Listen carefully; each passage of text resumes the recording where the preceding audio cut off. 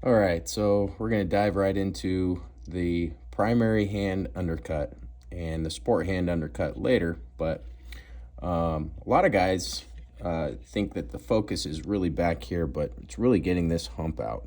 I really like a kind of a teardrop and then a bevel on each side and then uniformed, and it gives a really good feel on your knuckles. Glocks are notorious for knuckle bite.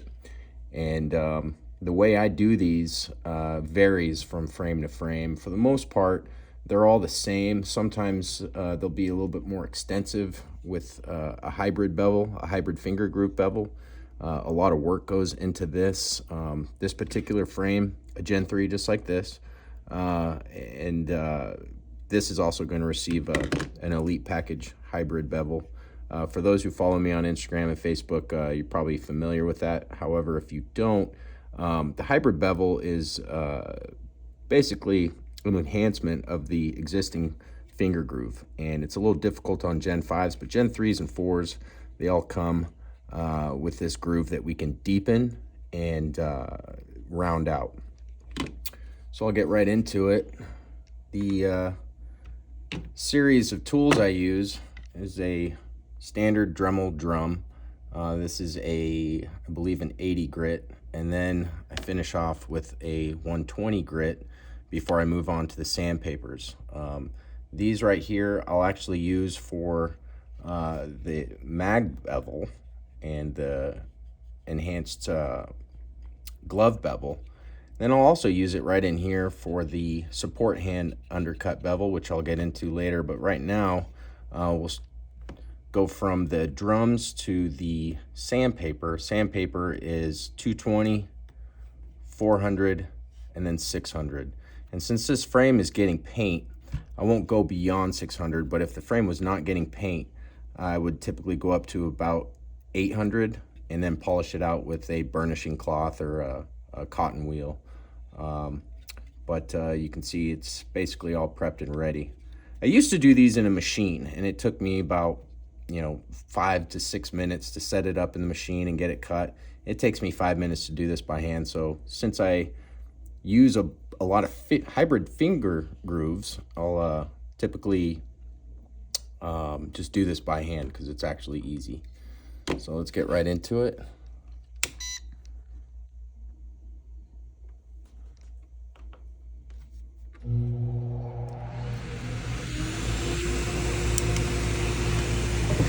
So I like to start right here.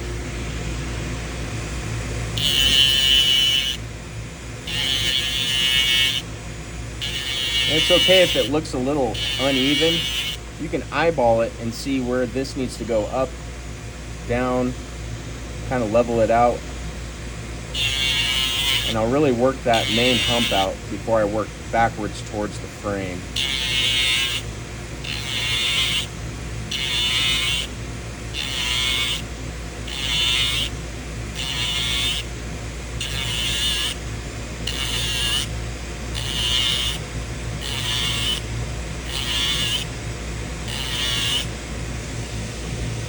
So here you can see I have a pretty uniform cut right here, and I will actually start to move backwards towards the main part of the frame. And I'm getting closer and closer to that, the objective teardrop finish. I'll work over this second hump.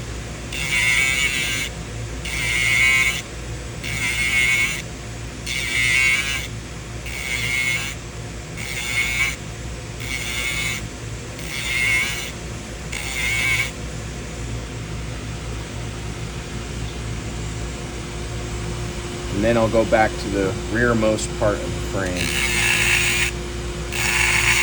Gen 3s typically have the most material that needs to be removed. So these take longer than Gen 4s or Gen 5s.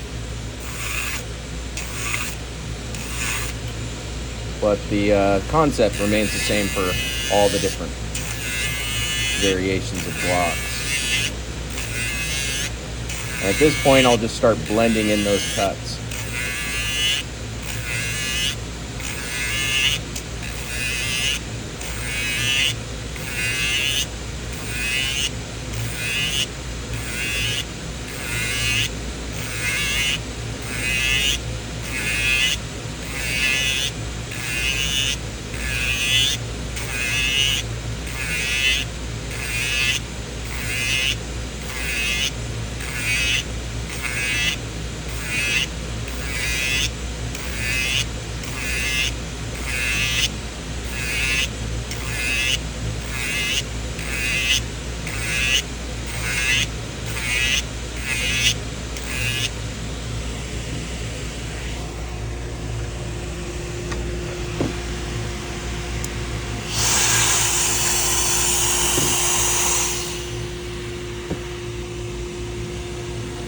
So here I have the gist of it. I haven't cut in my my side profile, but you can see that I've kind of secured that curvature that I'm after.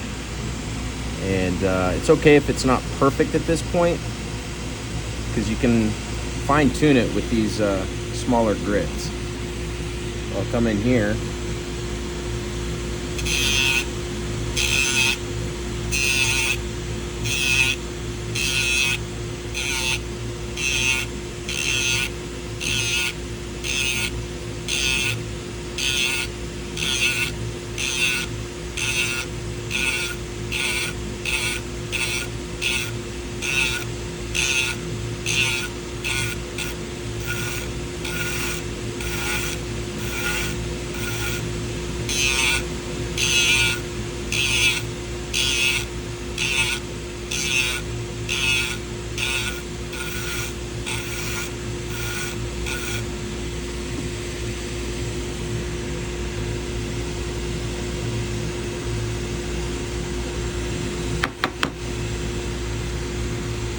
So once I'm happy with the general profile, I'll come in and start cutting the relief, which is really where you get the benefit of removing the knuckle bite.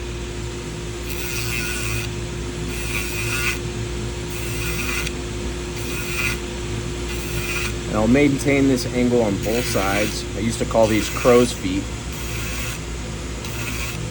because they almost look like crow's feet at a certain angle. And then I'll come back and just blend it in.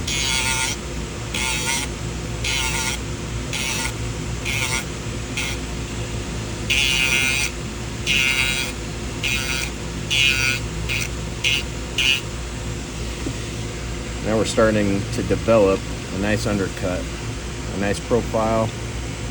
We'll be able to come in here and clean this up with the 220 grit sandpaper, and then move on to the finer grits. So now I'll blend what I've just done. I'm kind of careful not to take too much material away with the 80 grit drum, because it really likes to hog out material. I'd rather not cut too much and spend more time on it than cut too much and be working backwards. All right, so now I'll move over to the 120.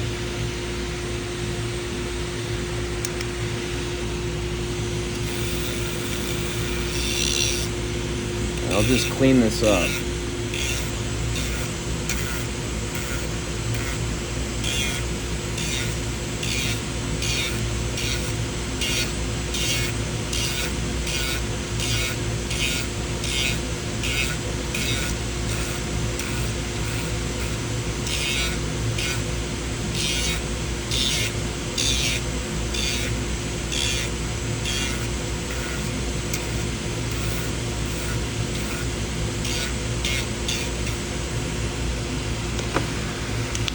And I'll work over to the finer 220.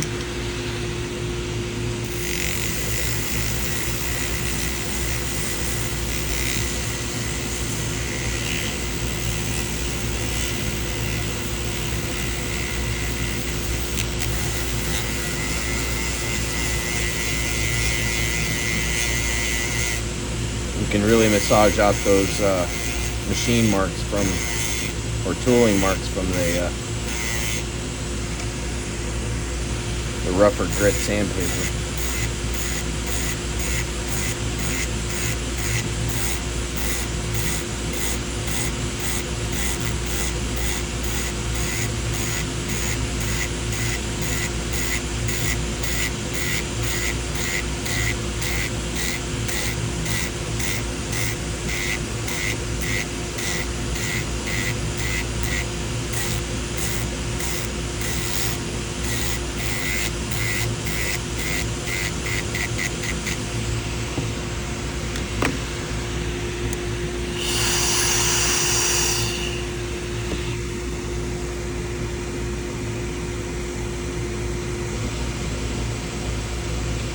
I really like how that teardrop is beginning to form. Looks super uniform on both sides.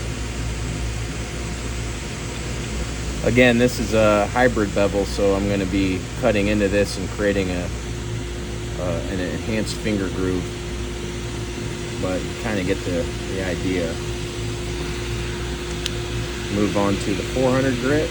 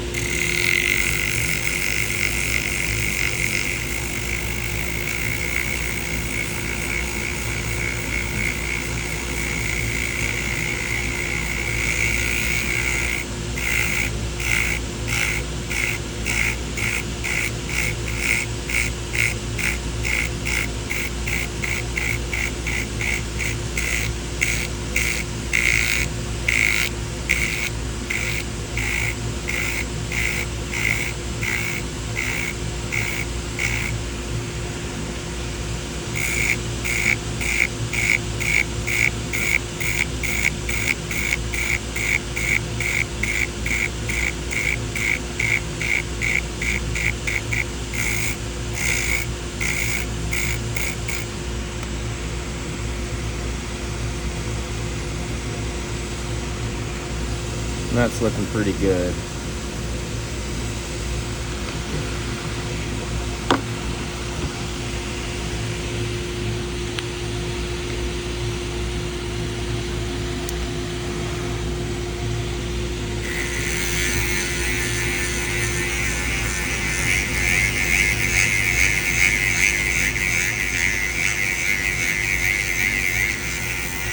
The good thing about working with the finer grits is you can really refine the shape without removing too much material. It's very forgiving. Again, that's a reason why I erred on the side of caution and I don't remove too much material my first go around.